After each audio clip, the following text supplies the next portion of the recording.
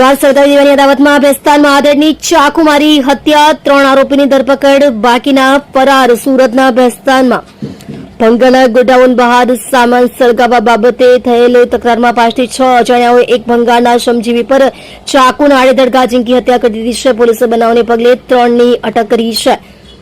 ભાઠેના મીઠીખાડી વાડીવાલા દરગાહ નજીક રહેતા ઝાકીર ઝબીરખાન પઠાણ, ઉંમર વર્ષ 52, પ્લાસ્ટિકના ભંગાના ધંધો કરીને પરિવારનું ગુજરાન ચલાવી રહ્યા હતા. તેમનું ભંગારનું ગોડાઉન ભેસ્તાન ઓવરબ્રિજ પાંજરાપોળ નજીક આવેલ છે.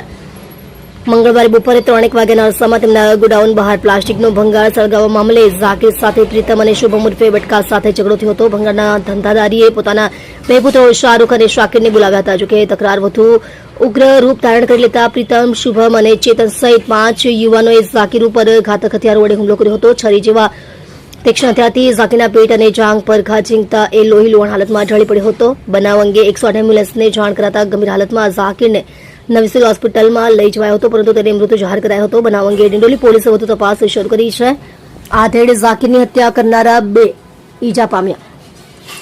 ભેસ્તાન પાંજરાપોળ ઓવરબ્રિજ નીચે ભંગારનો સામાન સળગાવવા મામલે ઝઘડામાં ઝાકીર પઠાણ પર ઘાતક હથિયાર વડે હુમલો કરનાર ચેતન બાવિસ્કર રહે શશીરૂપ સોસાયટી ભેસ્તાન અને પ્રીતમ રામનારાયણ શર્મા રહે ભાગ્યલક્ષ્મી સોસાયટી ભેસ્તાનને પણ ઈજા થઈ હતી. બંનેની પીઠ અને હાથમાં ચાકુના ઘા વાગ્યા હતા. પોલીસે આ બંને સહિત 3ની અટક કરી છે, જ્યારે ઈજા પામનારાઓએ પઠાણ પરિવાર વિરુદ્ધ પણ ડિંડોલી પોલીસ મથકમાં ફરિયાદ નોંધાવી છે.